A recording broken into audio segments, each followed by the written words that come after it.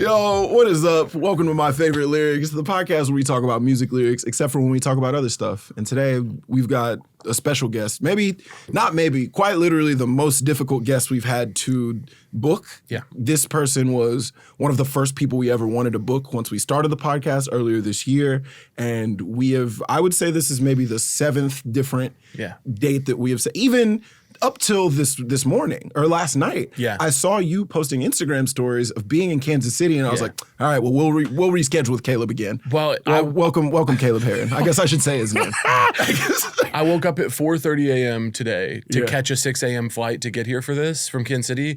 And when I woke up, I said, if one single thing goes wrong, I'm canceling on Devon again. Like if the car doesn't, because I walked into the airport as my flight was boarding. Sure. And I said, if the security line's too long, Devon's not having me on the show today. Yeah. I'll miss the flight. I was fully prepared for it.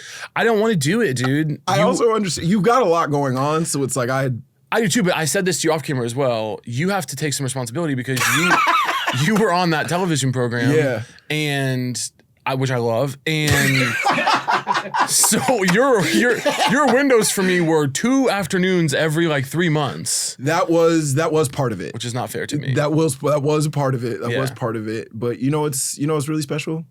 We found this time here today. And now here we are. And now here we are in front of each other. You just came back from KC. You got a special coming out. I mean, I feel like you have truly 1 million things happening in your life right now.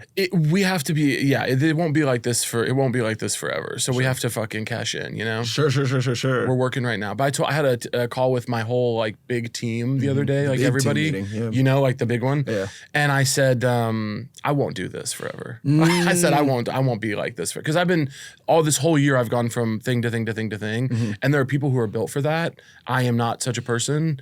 I said, come October, no one talk to me. I feel like when you hit the busiest time in your life and your career stuff, it really helps you learn what type of person you are around your career. Like what type of you know what I'm saying? You know when you like hear like Issa Rae wakes up at like 4 o'clock in the morning. Hustler. You know? Yeah. And I'm just like, oh, like the more responsibilities that I get, the more I'm just like, oh, I'm not wired like that at all. I'm not a hustler. I will never win an award. No. You will never see me in everything. I do not want to be everywhere. No. I can't do it. I can't do it. I feel like we're very aligned on this where it's like, oh, I actually worked this hard so I could like chill with the homies. I'm trying to retire like next year. You know what I mean? I'm dead fucking serious. There are some of our friends who are very, very talented and much harder workers than me. Yeah. They've got their days scheduled out like 3 years from now. Yes. They know what they're doing on like September 4th of 2028 right now. Mm-hmm. I can't. I hope to be doing nothing. There's nothing that I like more than when I look on my calendar and I'm like, oh, I don't got anything that day. Everything on my calendar is an affront. Yeah. Yeah. Everything on my calendar is bad, even if it's something I put on there on purpose. Sure.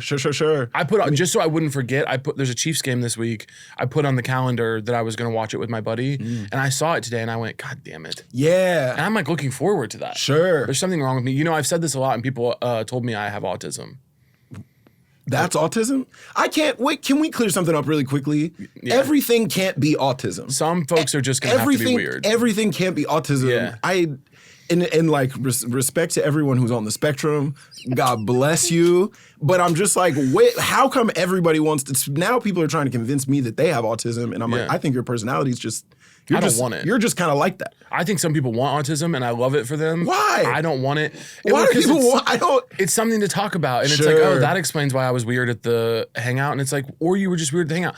I don't think. Yeah, people have prescribed what they said have autism and avoidant. They said it's also ADHD. They gotta have, and you know what? And I'm just gonna say it. I will say, white people especially. I'm like, y'all want to have something so bad. Something. Y'all want to have something so. Y'all trying to grab onto. You know what I'm saying? The walls are the wall. You're trying to grab onto something. The walls are just.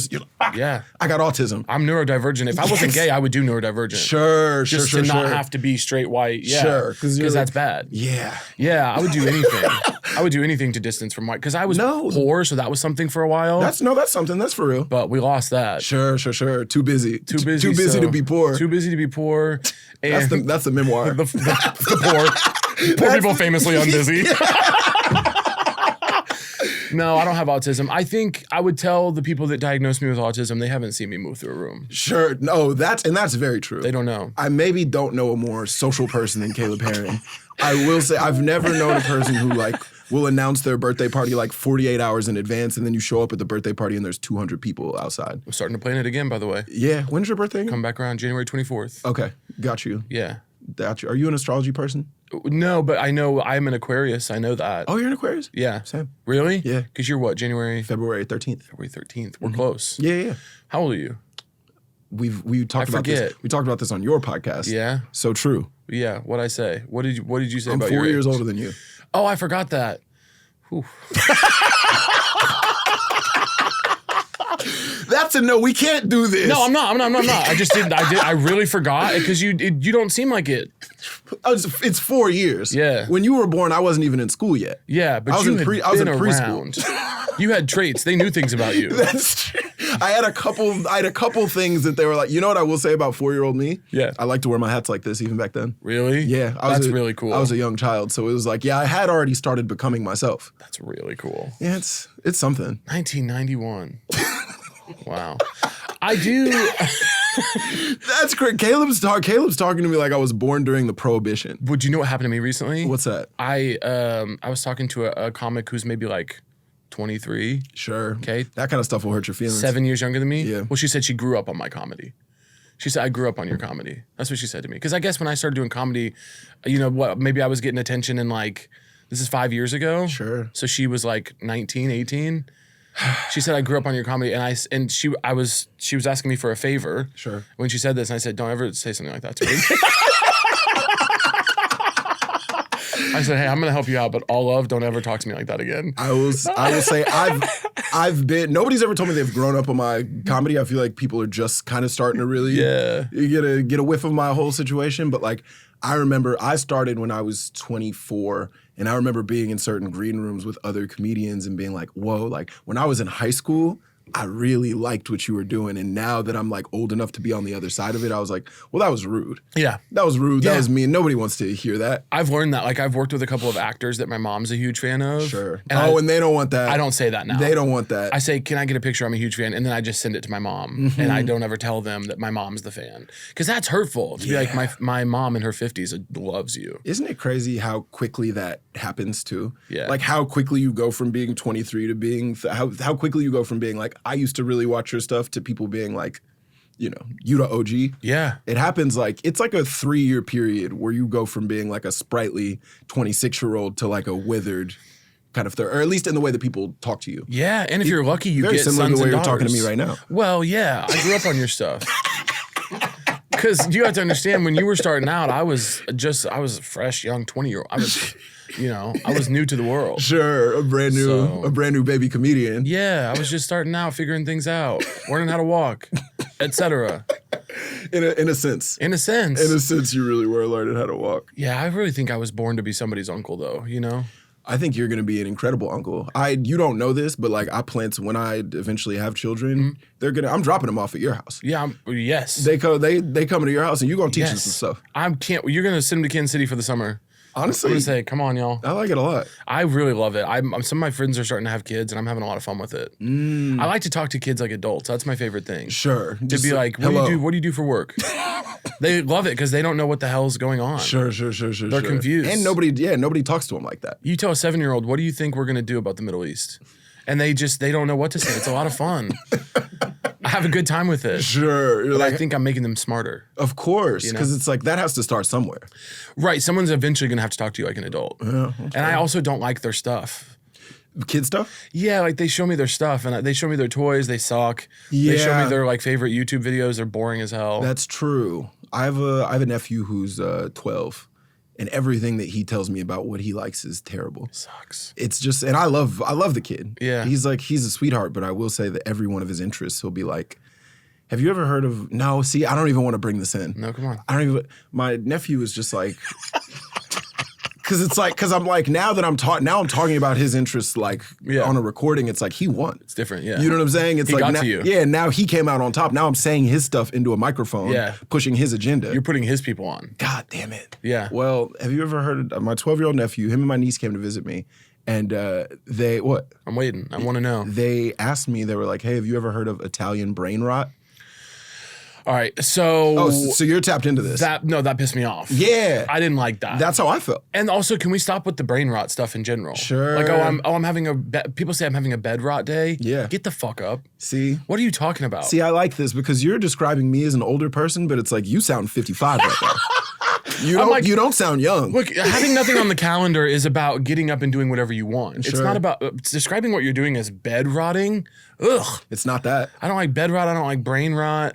I don't like that stuff. Okay, but you had not heard of Italian brain rot. I don't know what this is. So it is basically AI generated images, which already I'm mad. Bad. Also, they're on ChatGPT like from the time they wake up until the time they go to sleep. Yeah, they're never not. We're so fucked. It's over. We're so cooked. It's crazy.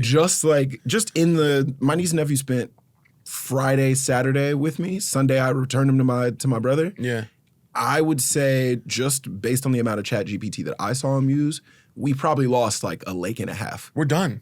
We probably lost a full lake. Water's over. Yeah, we're not gonna have that for much longer. And people, like, kids can't read. It's really crazy. No. Which is bad, I think. It can't be. It doesn't feel promising. No. And you know what it really, and you see how old we're starting to sound though? I know, but we're right. Yeah, I don't think we're wrong. Yeah. But like, it is like, God, I'm about to sound like my fucking father. Here he comes. It's crazy how fast it happens.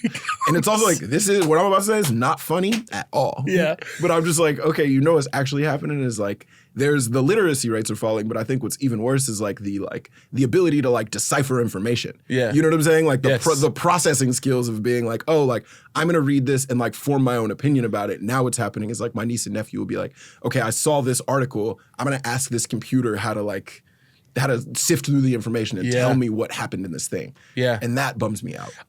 My friend of mine was just telling me her dad's a college professor. Yeah. And he assigns like 7-page readings. I mean, we were getting like 35-page readings overnight in college. And 7-page readings. And he says in his instructions, if you can't finish it, please don't have ChatGPT do it for you. Just tell me why you couldn't finish it. Tell me the part where you lost interest. Interesting. And tell me why you couldn't finish it. He said they won't even do that.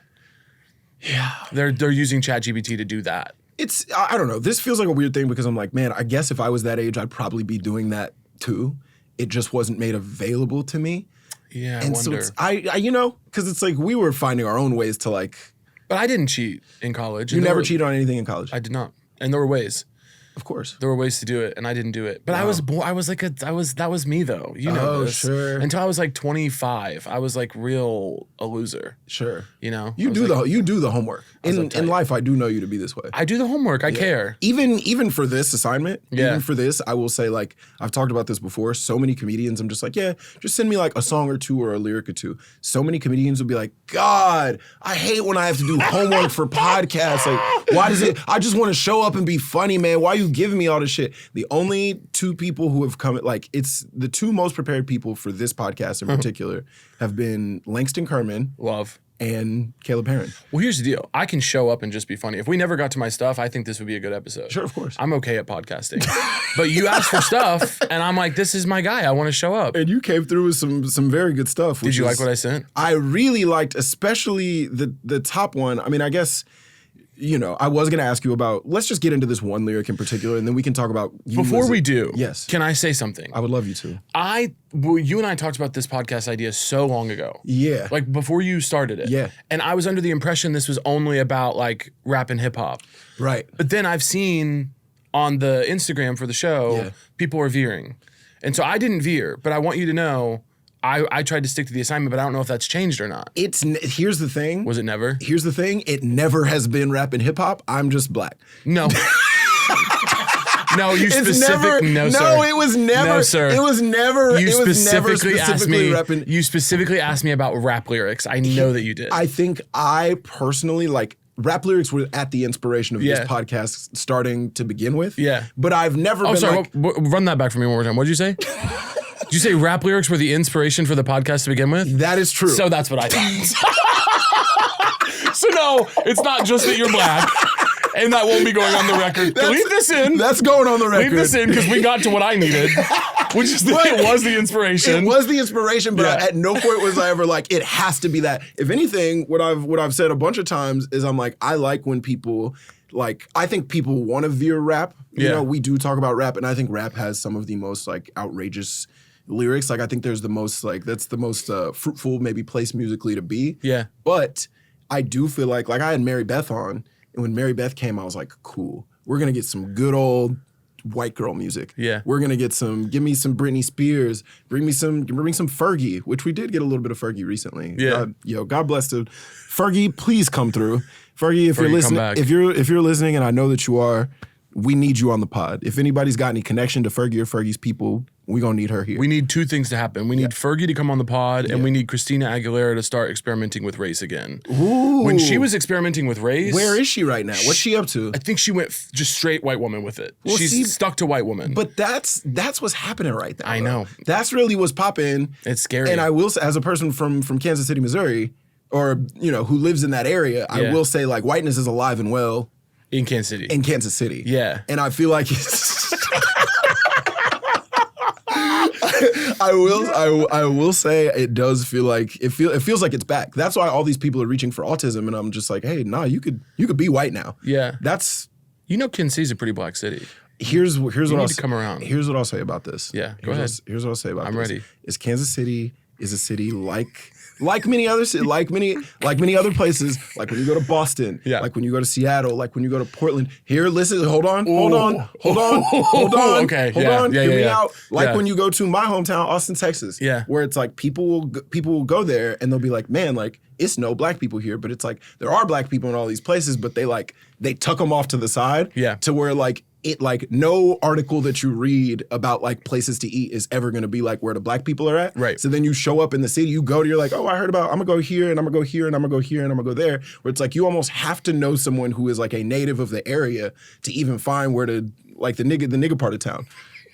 You know what I'm saying? Okay. And so Caleb, I would love for you to show me that side of town. I will. And, first of all. And one thing about Caleb is I know that he be over there. First of all, Will. I know. I still can't believe a couple minutes ago when you tried to when you in the same breath said, you made this show about rap, Caleb, because I'm black, and then turned around and said exactly what I was talking about. That was so crazy. But I'm just saying that was the inspiration. But people can bring whatever they want. And I will to the Mary Beth of it all. When she came through, I thought we were gonna get some good old 2000s white girl pop. Yeah. And she came in here with a Lil Wayne song from 2008. Obsessed. She came in, and it was I was like, man, it feels like you're doing this to ingratiate yourself, with my interests. And I was like, it's working.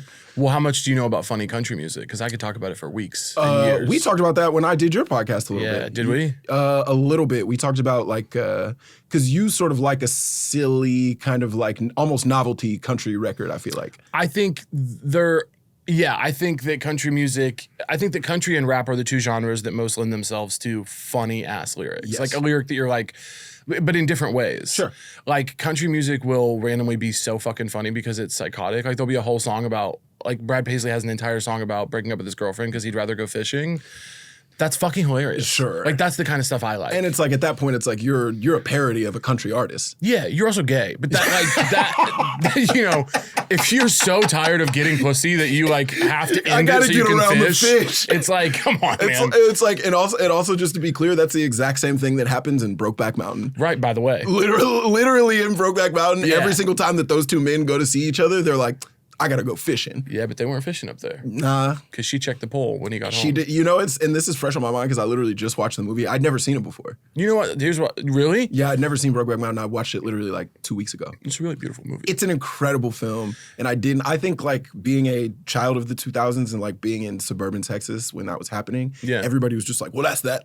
There was a much different tenor around the film. And I'm realizing now that I was around a bunch of people who never actually saw it. They treated it like hardcore gay porn. Exactly. Because there were two men kissing. Exactly. And they never actually watched the movie. They just knew that it was gay shit happening and it was bad. Yeah. No, I wish I would have talked to one person who would be like, no, it's actually an incredible film about love and longing. Yeah. And about, not being able to be with the person who you feel the closest to. Do you know what I'll say though as a criticism of it? Oh, go ahead. I don't believe they didn't fish.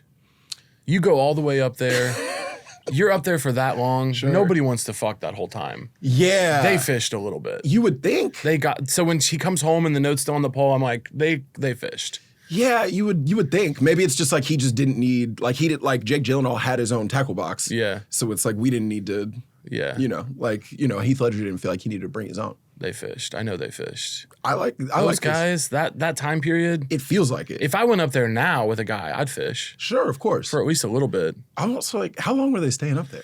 Long time. Like 5 days. No cell phones. Yeah, they were staying up there for a long time. So it's like they didn't bring no books. No. It's like they were up there, no books, no cell phones. All they had was each other. Fucking, the sheep, and then fishing. So I know they fished. They would have to just to pass the time. You ever spent a day without your phone? No. Do it and see how, like I'm telling you, you would do anything. The couple hours in, you'll do anything. Really? I start seeing things I've never seen before. Wait, here's new colors open up to me. Here's the thing about Caleb, and I don't know if you've ever talked about this publicly before, but one time I was texting Caleb and the messages were coming in green. And I was like, what the fuck is going on here? Why are the messages coming in green? And Caleb was like, oh, well, like I got one of those phones that's like not connected to the internet. Yeah, I got one of those dumb phones that just connects to the internet. But then every other time that I've texted you since, the text has been blue, and you post stuff on Instagram pretty regularly in a way that I was like, I don't think Caleb got that phone no more. So,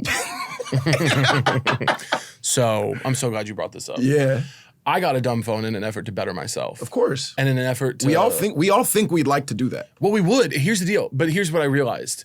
And people told me, because I've had friends that have done the dumb phone, people a little bit older than me, like more your age bracket, that have done the dumb phone already, you know? And they told me like, oh, it doesn't work because we all don't do it. If we want to change, we all have to get on board with it. We can't be one or two people trying to do different. That cat's out the bag, though. I know, it's fucked. And I got the dumb phone. I had the 2 most blissful weeks of my life. 2 weeks? I've never been happier. Well, I've never been happier. People couldn't get a hold of me. No one knew what was happening. At what point were you like, oh, okay, I actually need to, I gotta pack this up. Devon?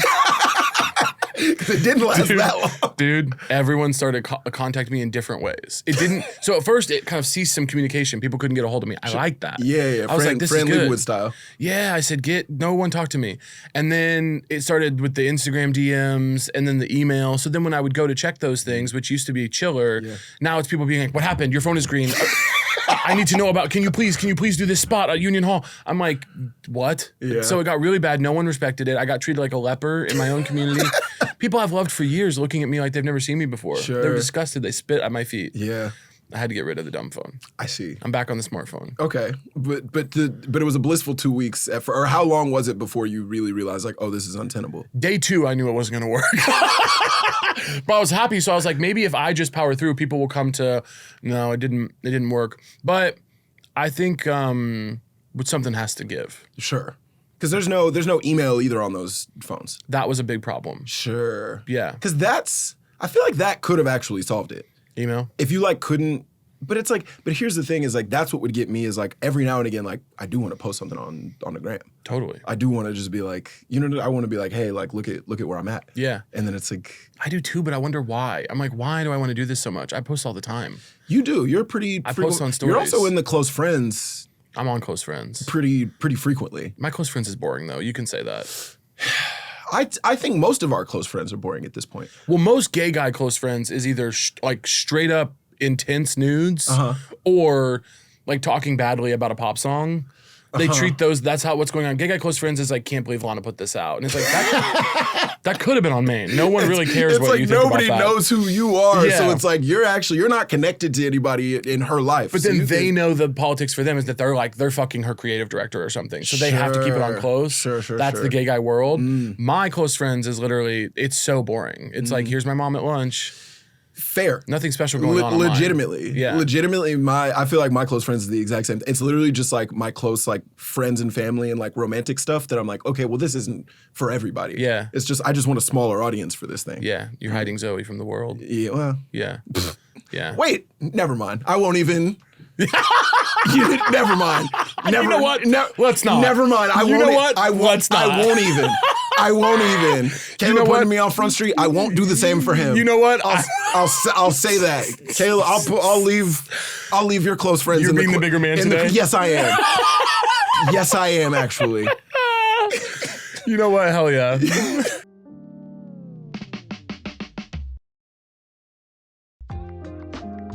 Caleb, you wanna talk about some rap lyrics? Yeah. Because that's what you brought to me, the inspiration of the show when we talked about it. Yeah. Yeah, it's been, you know what I mean? It's, I like a lot of types of music. Yeah. Well, next time you bring a show to me, maybe we talk about all of them. Because here I came trying to do the show correctly, And now I did send you one thing, not rap. Oh, you did send. Yes, that's true. You did send one. Yeah. But there's one that really stood out to me. And when I first brought this idea to you, this was the first bar that you brought up to me. Yeah. And I forgot about this song and I revisited it, and it really is incredible. And this man just had an album come out. Can you read this for the people with the song title included? So basically, what y'all need to know is that a couple of times, Justin Bieber, Chance the Rapper, DJ Khaled, Quavo, they've gotten together and made a song so good that it can't be denied. And No Brainer is one of them. Yeah. On Chance the Rapper's verse on No Brainer, he says, she told me that she loved that I make music for God. I told her I would love to see that pussy applaud. So that's incredible, right? Because here's this woman coming and saying, I love that you, because he had like Kirk Franklin and like choirs singing about God and getting to the gates. He made a whole God album. He's gonna run to the gates. He loves God. She said, I love that you make music for God. And he said, that's crazy. I would love to see that pussy applaud. Yeah, go ahead and shake that thing around, make it clap for me. He said, she's trying to compliment his godliness. Yeah. And he's saying, clap the pussy. Yeah. Make the pussy clap, make the ass clap. He said enough with all that. Yeah. Jesus. But you gonna let me see that thing or what's up? That's powerful. Yeah. And people are scared to talk like this. Sure. But this is beautiful, and this is what I think God would want. Sure. Do you think God looked down and smiled? I think God said, one man, one woman. That's beautiful. I'd like to imagine that God was like, brother, get off my dick, bro. Stop using me. Come on, bro. You really on me so crazy, bro. It's girls around, dog. Like, why are you? I love that you make music for God. I love it. Thank you for doing that. I also love God. I'm a woman of faith as well. And he said, wow, that's really awesome. Do you want to clap your ass cheeks for me right now? Yeah, shake it around. It does say booty, but they mute it, so I'm going with pussy. I thought it was booty as well. But it says, he doesn't actually say it in the song. It says, I would love to see that applaud. Yes. In all the versions I've gone through on Spotify, it's like that. So I'm like, is it booty somewhere? I listened to it on the way here. Yeah. And even on the explicit version, it's fully bleeped out. Which is crazy. Which makes me feel like it is pussy. Yeah. That's where I came from. Yeah, or did he like say it and then he was just like, oh, like I shouldn't, like maybe he recognized how insane it sounded. Yeah. And it was just like, let's just get this off the record. Maybe it sounds. He's like, if we bleep it, it could be Bible. Yeah. I'd love to see that Bible applause. Let me see them pages clap, bro. Make some noise with Exodus. Yes. And Corinthians. Leviticus. Yeah. Specifically Leviticus. Psalms, all of that. Yeah. So I love this lyric. Yeah, that's incredible. And I love Chance the Rapper. Yeah, you probably were in Chicago when Chance was really Thank you. Like having his having his like big moment. Yes. When he was having his like Jesus Christ moment. There was nothing better than living in Chicago when Chance was everywhere. Yeah. The 3 on the hat. Yeah. Everything was going. Did you ever have a 3 hat? No, because I knew that wasn't for me. Sure. I was I'm not from Chicago like that. I knew that I wasn't supposed to be trafficking in that space. I'm not gonna hold you. I didn't have a 3 hat, but like I was tempted by it. Yeah. I was tempted by it. I definitely looked at it on the online store and said, maybe. It was cool. Maybe I could be, but I was like, that seems. And he's handsome. Him and his brother both. Yes, that's true. So they were the hat was really working. His brother by King. Yeah. Yeah. If ever there should be an opportunity. Hey, look. If ever there should be an opportunity, no worries. Yeah, of course. Caleb be in Chicago. I'll be anywhere. Y'all probably know some of the same. Get them connected. I'll be anywhere. Everyone get to work. You'll be where you need to be. I go wherever I go where the love is. First of all, there was something happening the other day that I said that he was going where the love is about somebody, but I don't remember what the social situation was. But I saw I was at some kind of social gathering and someone was telling a story and everyone had kind of stopped listening, but 2 people were really listening. Sure. I watched this person just like walk in and full body move towards them. Oh, wow. And I was like, you go where the love is. Wow. You gravitate where the ears are open. You feel it. I loved watching it because I had also tuned out their story, whoever it was. Do you remember what the story was about at all? I don't remember. Okay. I don't even remember what the situation was. I just remember thinking you go where the love is. And it was a beautiful manifestation of that. Sure. But it's like when you put a plant by the sun. Exactly correct. And it grows in that direction. Reaching in that direction. Yes, of course. That's like when only one person's listening to you at dinner, and so you have to walk in with them. And it's always the person you don't want to be talking to. Of course. Yeah. I've been through that. I'm really bad about getting out of conversations like that in like social situations. Yeah. I really will. Like I don't want to give too much, but I will say there have been situations where I'm talking to someone, especially like at comedy shows that I like really don't want to be talking to. Name them. And I will hear one thing that they say. Let's say, for instance, right. They said like, I really like had a pasta dish the other day that I like enjoyed at this restaurant.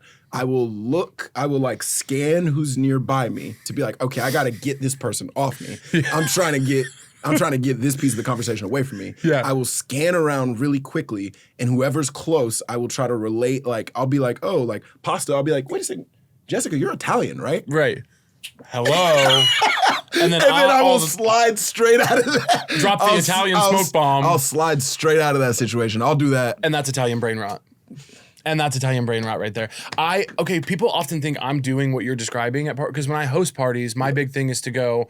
You're a social butterfly. I hate seeing when I'm hosting a party specifically, and I see 3 of my comedy friends and 3 of my something else friends grouping up with just the people they know. That really irks me. Oh, you're trying to blend it all together. So I go, hey, you 3, come here, and I go meet these 3, and then I go, you guys should all know each other, and then I walk away. Yeah. And I think sometimes people think I'm doing the like passing up, but I'm like, no, I'm hosting, so it's actually my job. Sure. Is to remove the awkwardness of having to go over and be like, hey, what are you guys talking about? I say, well, now I'm the host, I've done it for you. And this is why no one can ever really accuse you of having autism. I'm saying. That's really quite the opposite of. Not liking plans, being really great at parties, you start to see. Yeah, it's not. Autism's falling off. Yeah, it's not. Unfortunately, I'm sorry. But maybe I misunderstand autism. I think we all do. Maybe we're giving a simplification of it. I think we're all out of touch with what the word even means at this point. Yeah. You know what I'm saying? Well, everyone acts like a doctor now. Exactly. I do it. Everybody's being like, well, clearly you've got the amount of people that I've known that have said that somebody else in their life is a narcissist. I'm just like, well, this can't be. It means nothing. It can't be all of these people. Yeah. I feel like it's actually a pretty small group of the population, and it feels like every person that I talk to knows like 7 narcissists. That's someone you don't like. Yeah, exactly. Yeah. You're like, this guy's he's a dick. Yeah. He's like not a good person. Yeah. There's a tweet that I saw that I like really reference back to a lot, where it's this guy being like, "Shorty called me a narcissist, so I looked up the definition. He sounded like a real nigga to me." It really, dude. Part of the problem is it's not enough to just say you don't like somebody anymore. Sure, you've got to diagnose them with, so you've got to give them something clinical. No, it has to be. I've seen this a lot. There's the word problematic gets thrown out a lot. They go, oh, that person's problematic. Yeah. I go, well, tell me why. And they go, oh, just I've heard things. And I go, what? Yeah. It's like, just say you don't like them. Stop using these vague words that could mean anything. Sure. Just say, oh, I hung out with them. They were fucking annoying. Yeah. And that's nice. It's also just like, I don't know if it's, to me, it always feels very self-righteous to throw out the word problematic, because I'm just like, well, all right, we all got something. We all said a thing at one point that we were like, I shouldn't have talked like that. Also, just name the problem. Sure. They're problematic. Which problem? Sure. Just say what it was. Help me out, because I'd like to know what I'm dealing with here. There's some that I can get okay with. Of course. So there's some problems that you're just like, There's more specific ones to like if they have a problem with fat people, obviously that's a problem I'd like to know about. Of course.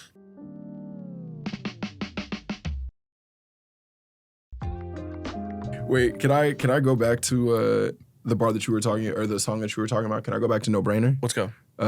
Quavo has a line where he says, he goes, "I'll blow the brains out of your mind." Mm-hmm. Then there's an ad lib that goes, "Boom!" Yeah. And then he goes, I ain't talking about physically. Right. I'm talking about mentally. Yeah. Which I think he says like, I ain't talking about physically. Like he gives it some real sauce. I ain't talking about physically. Yeah. I'm talking about mentally. Yeah, it's kind of given like, what am I thinking of? The guys that, Milli Vanilli, Blame It on the Rain. Yes. It's kind of given Blame it on the rain. Yeah, he's given like some levels to it. It's nice.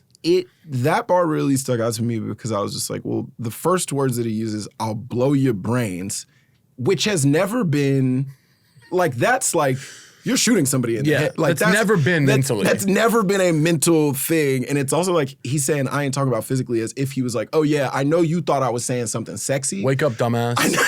Yeah. I know you thought I was saying something sexy. I'm gonna blow your brains out in a sexual way. Now, actually, I'm gonna hit you with some knowledge. You ever heard of thinking? Intellectualism? I'm gonna introduce you to something like that. Hello. Big Sean has a lot of bars where he talks about things that he's like introduced women. But there's truly not a guest that I want on the show, maybe more than Big Sean.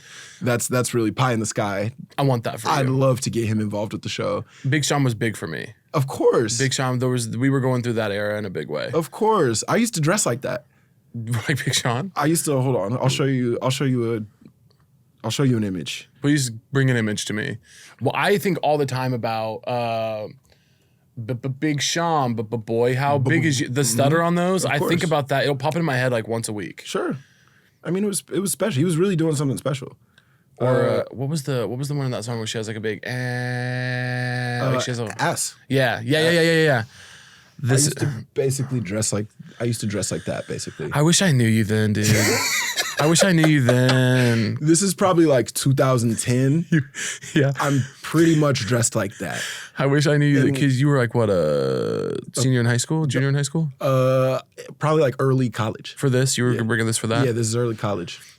I wish I knew you then so bad. I also wish I knew you when you first moved to New York because you recently posted some of your looks from when you first got to New York. Yeah. Do you have any thoughts? Loved. Oh, really? I just love I love people's eras. Sure, I wish I sure. could have been there for all your eras. Yeah, that's true. It's nice to see people like grow out of their, or like grow into their new eras. My friend Jackie used to be like a real like streetwear head, like used to always like have the new Supreme stuff. And now she's kind of settling into her like, I don't know. She's settling into kind of like a WASP vibe. Yeah. You know what I'm saying? Yeah. In a way that, and she's a Cuban woman. Yeah. She's settling into kind of like a sweater tied around the neck type of spirit. Ooh. Yeah. Yeah. As we're getting into our 30s, and it's like, yeah, it's beautiful to like see that growth, see that transition. I wish I could have known you then. What during this period of time, what were you doing aesthetically? Dude, it was not good. Well, of course. It was not good. It was like what, so you said like 2010? Yeah. Yeah, I was doing like Adidas slides. Okay. With like tall Nike socks. Oh. And like neon gym shorts. Oh, you're still in the closet. For sure. Yeah. Yeah, dude. To everybody. Yeah, that's okay. I see. Oh yeah, I was. Well, you were blending in. I was dressing like a football player all the time. I was wearing my football jersey anytime I could. Like every Friday, every game day they'd let us wear them to school. I was big on that. Somehow we've never talked about you actually playing football.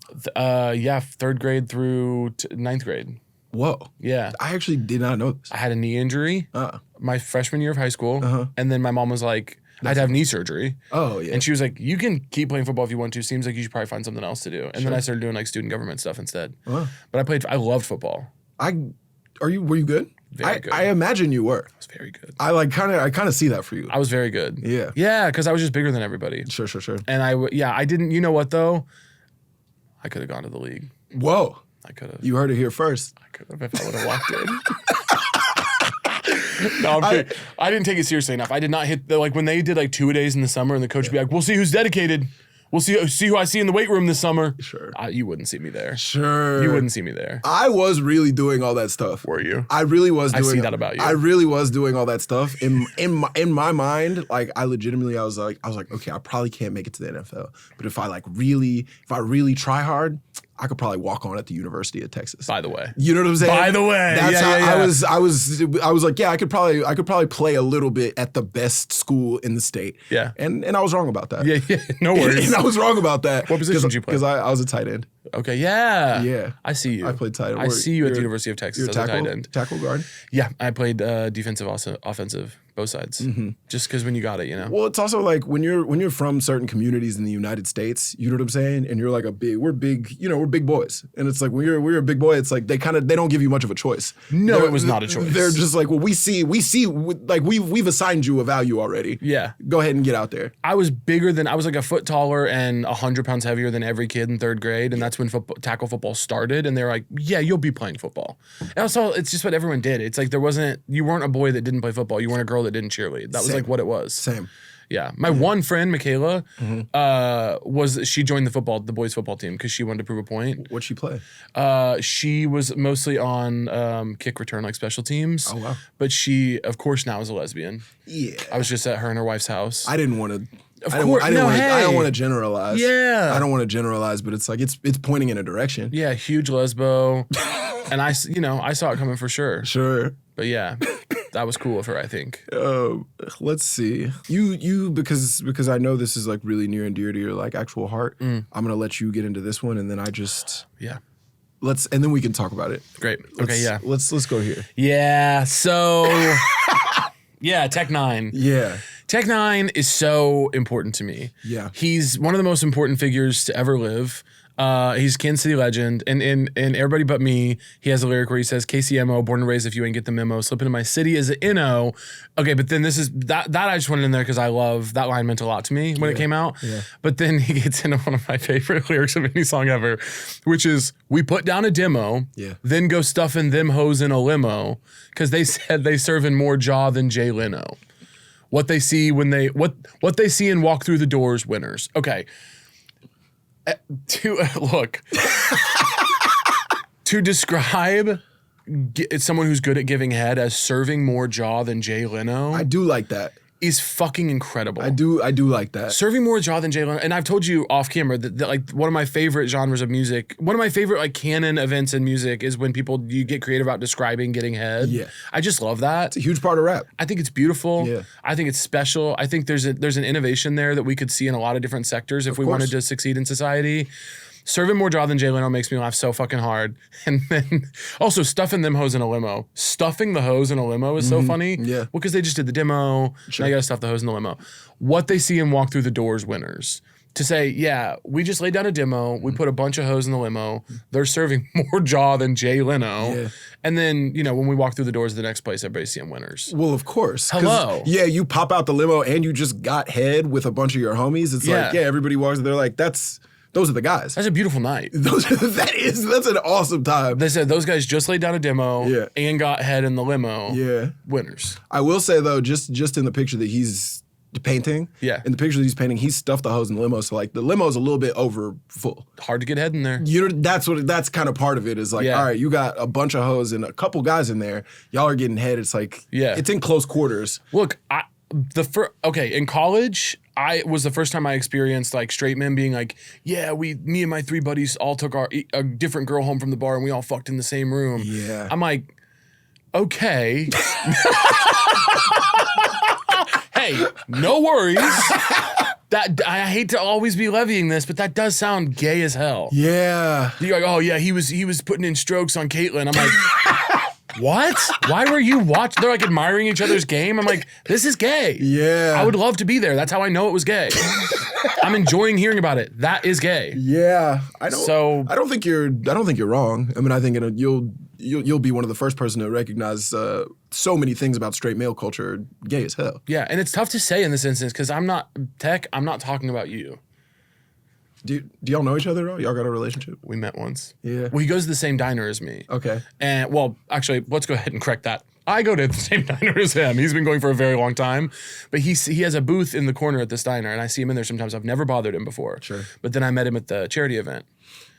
Oh yes. Yeah. I think I met him very briefly. Yeah. Yeah. And I said, should I call you Tech Nine or like Mr. Nine? I was weird.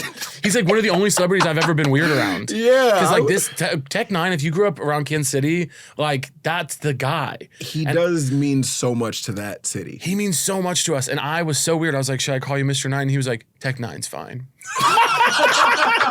I like that because there's a version of that where somebody's got like I have a homie who has a story about like meeting Jay-Z and he met Jay-Z and they all like were walking out of some place at the same time. Yeah. And he like introduces himself. He goes, hey, like nice to meet you. I'm like says his name. And then Jay-Z is just like, oh, Sean. Yeah. Nice to meet you. Yeah. There's a version in which Tech Nine does that and gives whatever his government name is. No. But he was just like, oh, you can call me Tech Nine. Yeah. We're not. He posted a really funny video I'll have to find and show you on Instagram recently, and I can't remember what the context was, but he said he was changing his name.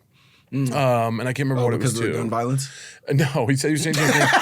He's like, oh, I thought you were going to say. He's like, people used to see me and say, I can't remember the exact specific, but he's like, people used to see me and say Kansas City, but now they see me and say goat.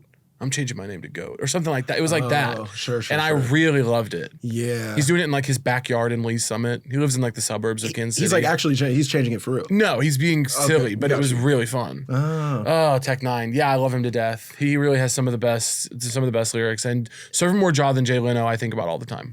That's, shout out to Tech Nine. I met him very briefly. Yeah. He's a sweetheart. He's a legend. He's a sweetheart. That's the guy. He's a cool ass dude. I didn't get to take you to that. I need to take you to the diner. I need to take you to so many places. I would love to come back. We gotta make it line up. Yeah. We gotta make it work. Oh, wait. What? Also, wait, before we get out of here, you brought the most lyrics, the biggest song that you took a chunk out of, of all the songs that you brought, was this song that like I had never heard in my life. Really? I'd never heard the song. Did you listen to it today? I did listen. I listened to it on the way here. What do you think of it? She's spitting. Grillin' by Cupcakke? She's spitting. She's going crazy.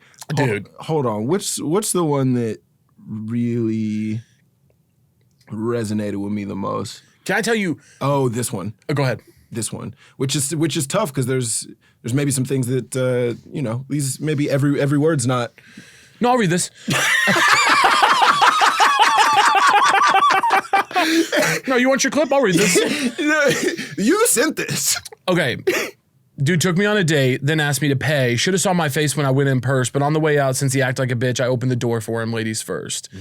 Hard. Yeah. Hard as hell. Yeah. But to me, the reason this song is an all-time great is because she opens this song. Yeah. Well, it's like da-na, da, very hard. But then she opens by saying, "You bitches ugly and dusty and none of y'all matter." Whoo. We're like, dude. And we're off. We're off. Yeah. Like, we're off to the races. Like, that's how you open a diss track. Then, what was my other one that I love? Oh my God. Then later on in the song, she said, "These rap bitches suck and I don't give a fuck about none of the music they make."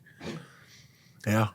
We need to bring back talking like this about people. Sure. Well, I'm tired of the quiet little group chats. Yeah. I said, okay, I'll tell you that we're recording this after Mr. Beast got mad at me online. Which was incredible. Which was awesome. That was really special. Well, he called me to apologize. He called you? He called me to apologize. And I said, number one, you're right. Number two, it was funny. Can you tell the people just if anybody didn't know? For anyone who doesn't know, Rolling Stone made a list of influential people on the internet. Kill me. Yeah. Sorry, thank you, Rolling Stone. We do appreciate it. But, but I'm sure my publicist worked very hard to get me on there. But they made a list of like influential people online. I don't even think it was supposed to be ranked. They put me number 6. They put him number 7. That's obviously hilarious. He has like 990 million followers. Don't care. I'm not interested in it. Wasn't going to share it personally. Sure. And then he screenshotted like my headshot and tweeted like, according to this magazine, this guy with only 1 million followers is more influential than me. What did I do to piss off the Rolling Stones? Yeah. Okay. People got real mad about it. Yeah. I wish people would leave him alone. I'm like, I don't care. I thought it was funny. You got a real fan base. People like really. My fans have time on their hands. Sure. Yeah. And they really came at him. Yeah. They within minutes he had deleted it and posted, "Please stop with the smoke. I don't want they shooters." He was feeling the heat. Well, also the thing that I thought was so beautiful is that he deleted the tweet. Yeah. And then he was like, "Actually, I watched some of this guy's stuff. Pretty funny." Yeah. I think he's like, "It's not bad. Yeah. Pretty good. Yeah.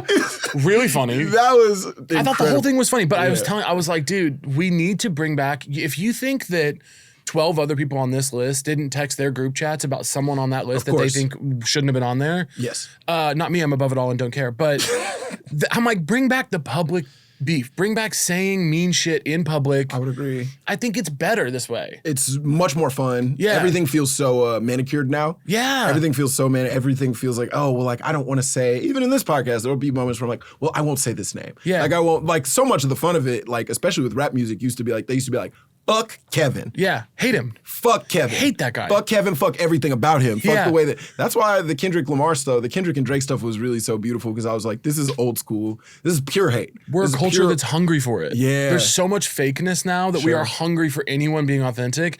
And I thought what Mr. Beast did was cool. I thought it was funny. And I think also Cupcakke's not like she has a very successful career. Yeah. But to put out a song that says these rap bitches suck and I don't give a fuck about none of the music they make, that's awesome. Yeah. We need that. Do you think the world would care to see two comedians beef? I don't know. It would depend. They're anything? enjoying Maron's press tour right now. Maron's kind of shitting on all the like Theo Von, like Austin guys, and people are really liking it. Sure. But it's one-sided. Yeah, that's very exactly. That's very one-sided. Also, it's like, I don't think there's that many people who'd be like, well, don't say that about Theo Von. Like, nobody wants to listen to anybody who's like on that side of it. Well, it's also like those guys do have all the power now. The industry is based around guys like that. So it's like Maron can take his swipes, and I'm glad he is. I agree with him. I really love and respect Maron.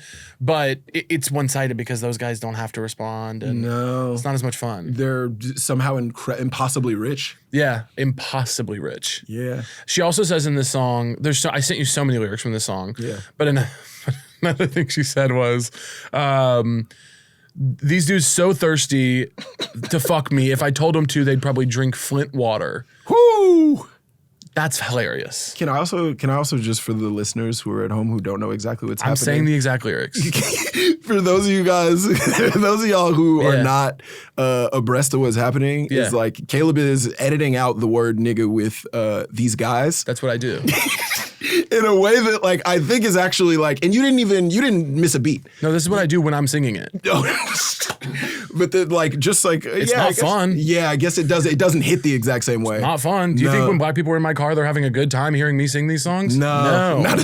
Because it doesn't sound right and it's not a good time. I do like it because it's just like, the first bar specifically that like that really like caught me about this is she goes, yeah, niggas took me on a date that asked me to pay. Should have saw his face when I went in a purse, but on the way out, since he act like a bitch, I opened the door for him, ladies first. Beautiful. That bar specifically, that hurt me as somebody who like has let ladies pay before in my life. I believed in liberalism. That's what I'm like, which side of it are we on? I was told this is a bitch. This is what progress is like. Yeah. And now you open it up the door for me, but also thank you. Yeah, thank you. Thank you for the calamari. Thank you.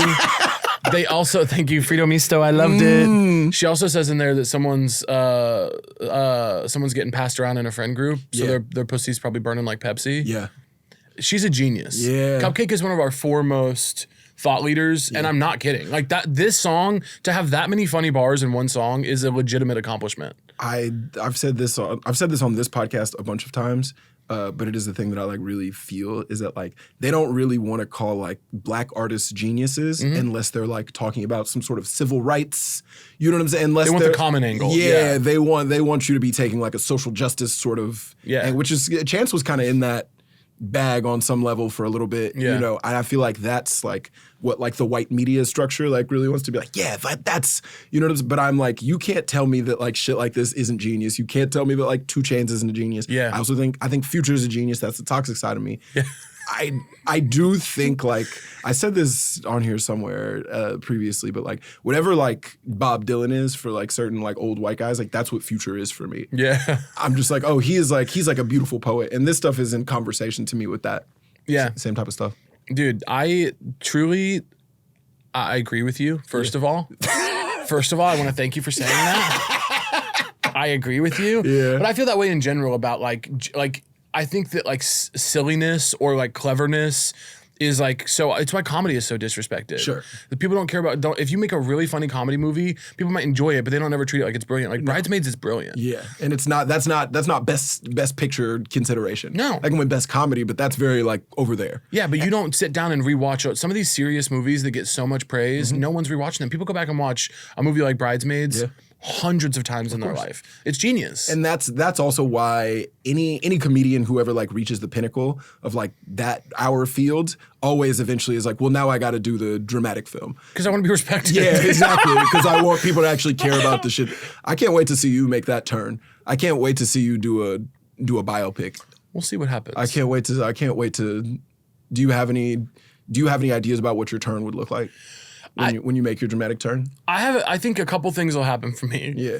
Either I will do that and do like a big dramatic turn and only be making serious films for a while. Mm-hmm. Going to directing, would love. Mm-hmm. Or I'll just like disappear.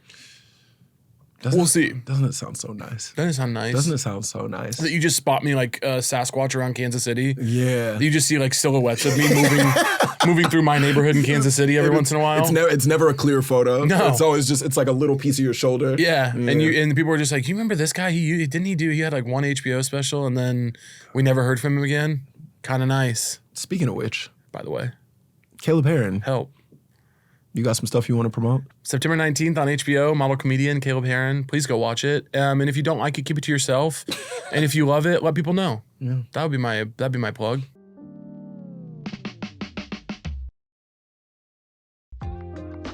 And Caleb, before we let you get out of here, we actually have a couple voicemails that we want to listen to. You wanna pop into those? Let's go. All right, let's do it. We got a voicemail from a 412 number, which is in Pittsburgh. And I love Pittsburgh. I need to... Actually, Carly, I think I've said this on my show before, but when Carly Kane and I, when I was touring the material that most of which is now in the HBO special, I played a couple shows at Bottle Rocket in Pittsburgh, and we ate so much food at this restaurant before the show, like incredible soul food restaurant. Oh, wow. That I straight up thought I was going to throw up on stage. Yeah. And I had a horrible night. I felt like I was truly that kind of sweat where you're like, I'm not well. Ooh, tough night in Pittsburgh. That is a tough thing about like doing comedy club weekends is that like normally the show is happening like right when dinner time would be. Yeah. You know what I'm saying? So you have to have a really early dinner because by the time you get out of the shows, a lot of times like stuff is closed. Yeah. So it's like you gotta have like a 6 p.m. dinner, and it's like a lot of times, especially if like people recognize you, they're trying to give you extra stuff. Yeah. They're like, oh yeah, you need to get the dessert and like these sides and like da-da-da. And then you're like, well, I can't perform like this. And I'm eating it. That's my problem. Yeah, I'm not gonna not eat it. Yeah, I'm eating it. Yeah. If they send it. Oh, I'm sorry, I'm holding it up. No, yeah. Hello, Devon Walker and esteemed guest. I wanted to come here and I wanted to talk to you about the genius of Mariah Carey. Underrated rapstress, really, honestly and truly. And it's like that. These are like 3 of my favorite lyrics of all time. And it's like that. She said, "Them chickens is ash and I'm lotion." Right. Like, yeah, I know that's right. Like, yeah. And then in the song Obsessed, the Eminem diss track, which is also super duper crazy, she says, "I got you all fired up with your Napoleon complex. I see right through you like you're bathing in Windex." Windex, yeah. And then she says in a verse, "You a mom and pop, I'm a corporation. Yes. I'm the press conference. You a conversation. Yes. And real. I think we just need to talk about the fact that Mariah Carey has bars more often. Underrated conversation. Okay, I love you, Devon Walker. If you're ever in Nashville, hit me up. Okay, bye. Someone moved. Someone left home. Nashville. Got the hell out of Pittsburgh. Also, what's so crazy and so funny to me is like I was just in Nashville. Yeah. And it's like I think so often, like, I don't know if you have this. Yeah. So often you'll go on tour and you'll like do a city and literally the next day, yes, somebody will be like I was in Minneapolis and literally left Minneapolis, posted like, "Hey, thanks Minneapolis, had a great time." And somebody was just like, "Hey man, when are you coming to Minnesota?" I almost think that I experience this so often and so many comedians talk about this. I'm like, they must be fucking with us. Right? They will message me the night of, like when I've just gotten back to my hotel room and been like, "Oh man, I just saw that you're here tonight. What the hell?" I'm like, I've posted this 11 times. This has been promoted. Like, what are you talking about? Because they message you like they're a mega fan. Truly. Okay, I'm so glad that she brought this up because a lot of people don't know that Eminem responded to that diss track. Yeah, that got swept under the rug. And it shouldn't have, because it's one of his craziest songs. But you a mom and pop, I'm a corporation, I'm a press conference, you're a conversation. That lyric, I think about it like 5 times a week. It's so fucking funny. I love her. Yeah. She's so real. Yeah. She also is I do like that she's very much like, yeah, like I'm a big business. Yeah. I'm a big business. You might be beloved where you're from. Yeah. You know what I'm saying? But it's like I got a headquarters. Yeah. I got a headquarters. Your shit based out of your house. Yeah. Your shit, your business line and your home phone, that's the same number. You're a beloved local. I'm the president. Yeah. Okay, but Eminem in his response to Obsessed diss track, I don't know if you've heard it or if you remember it. Not in a while. He talks about, I don't remember the exact lyrics, but he talks about like, he basically says like, you're trying to tell people we didn't fuck. So if you're taking me down, I'm taking me down with you. How about when I pulled out and came on your stomach and you almost threw up? Yes. And so he goes, okay, I'll take me down as well. Sure. I came on your stomach and you almost threw up. Yeah. It's like, you wouldn't say that if it's not exactly what happened. God damn, that is so embarrassing for both of them. Yeah. That is so fucking funny. I will say, to her credit, it's like, yeah, if I fucked Eminem, I want to keep that on the low as well. I would mind my business about that, absolutely. You know what I'm saying? Yeah. I certainly wouldn't talk about it on any musical level. I'd just be like, crazy things happen sometimes. I'd be like, hey, prove it. Yeah. If I fucked Eminem, yeah, I would definitely keep it to myself. Another Midwestern legend. By the way, St. Joe, Missouri, shout out, where we would go back to school shopping. Let's go.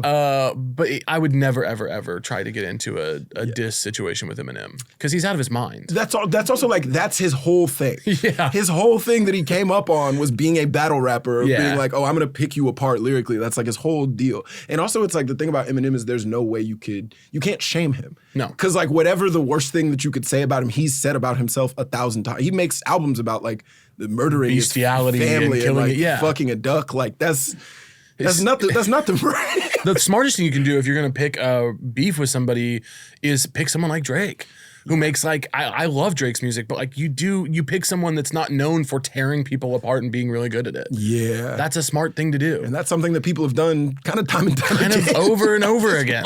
You don't pick Eminem, I know that much. Yeah, it's a bad move. And also, them chickens is ash and I'm lotion.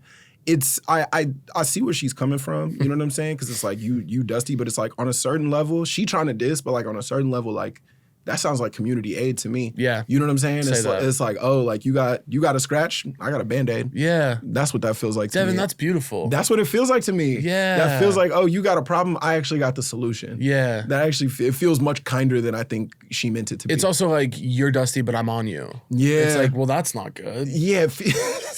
That's not good at all. Exactly. Why are you even over there? Exactly. Because lotion gets involved in that. You feel me? I don't like that. It's like, I think you love this person. Yeah. I think you like this person. Thin line. It's love and hate. Famously. Don't you know? Caleb, thanks for popping in and doing the voicemails with us. Thanks for having doing me. The show. Yeah, of course. I'm so glad she brought up that lyric. Me too. That's my favorite. I didn't know how deep in you were with that one in particular. I didn't know your history with it. I'm in there. Obsessed? Yeah, it's been on many of my playlists in my life. I do like, and that music video is tight because she dresses up like Eminem. Yeah. She like dresses up in drag. Yeah. And is like chasing herself. Yeah. They don't do anything like that. We used to be fun. That's guys. what I was like, saying. legitimately, like that would not happen now. We're not fun anymore. It would all get brushed under the rug and like it wouldn't get acknowledged in such a direct way. Everyone's too gracious now. That's true. And not out of like some like moral shift, just out of like boredom. Fear. Yeah. It's like, I'm afraid to have like bad press of any sort. Everybody, it's the same. Now we're just still doing the podcast, but like it's the same thing. You and Z-Way were talking about like Love Island stars. Yeah. And I do think the exact same reason why like those people are boring is like the same reason that celebrities are, because they're just like, I got to keep the most pristine image possible. Yeah. And I feel like the thing that used to make reality TV fun is like there's no career attached to it. Right. You know what I'm saying? It Yeah. truly was just like, yeah, I'm just going to do this one crazy I'm going to be insane and then continue about my life. Now there's just like, oh, I want a CeraVe deal. Yeah. Everybody got a CeraVe deal. Not me. My biggest goal is to be brand unsafe. I Sure. want these brands to not like me. Sure. Did any of you guys watch the Biggest Loser documentary? I did. Awesome. Yeah. They had those fat people sobbing on the treadmill. It's awesome. And then like, you wouldn't believe the way they treated us. I'm like, baby, we saw it. We know. You looked horrible the whole time. Yeah, they're giving us drugs. I'm like, of course. You were 700 pounds and they wanted you to lose weight in public. Of course they gave you drugs. The whole thing is crazy. Yeah. Yeah, it is. That show in particular is a funny one where I'm just like, well, like, okay, you were on season 7. Yeah. You know what I'm saying? It's like, We knew. it's like, Yeah. there was a lot of documentation of the way that they were treating these people. And then these people still went on and they're like, can you believe this? Yeah. Yeah. It's not good. For the most part. The only person I felt got genuinely tricked in any way was that woman, the older black woman. Yes. Her- Her situation was kind of fun. I was like, y'all tricked her. Her situation was kind of fun. She had a very earnest, like, sweet soul. Yeah. The other one, even the guy from the South, I was like, no, you auditioned like 4 times and like worked on your tape as like a profession. Like, you wanted this. Yeah. She felt genuinely tricked to me. And they pitted her and her friend against each And other. it worked. And now her and the friend falling don't even out, talk. I was like, that made me sad. Yeah. But anyway, thanks for having me on. Y'all go watch Caleb's special when it comes out. Caleb is truly like one of the funniest guys that I know in the game. I say this sincerely. I say this privately, but I also say it publicly. I don't think most of the people in our industry right now that are really popping, I think are whack as fuck. I think most you people, included, Caleb. I think most people who are like really successful are people that I like don't respect on a creative level. That is my real truth. That's how it is. Yeah, it's and I think you are one of the few people who's like having a real moment who like I think really deserves it and is like actually like very legitimately like good. And I think we need more Calebs. Thanks, dude. Yeah, for I sure. appreciate that. Yeah, for sure. Just cut all the times you tried to get me in the episode. if you really feel that way. Okay. Yeah. I mean, we'll have some discussions about it behind the scenes, and then we'll figure it out. We'll see where it lands. Nice. Hell yeah. Yeah, Caleb. Thanks for being here. Thanks for having me, dude. This was fun. My Favorite Lyrics is a production by Disco Nap. If you guys like what you hear, leave a review and tell a homie about the show. And make sure to follow us at My Favorite Lyrics Pod on all social platforms, except for Twitter. We offer that. You can learn more about this week's guest and the My Favorite Lyrics team by checking out the show notes. And thank you to the guys that made this show happen. Our executive producer, Lauren Mandel, our associate producer, Carmen Kerrigan, Chris Mueller, who engineered the episode. We'll catch y'all next week.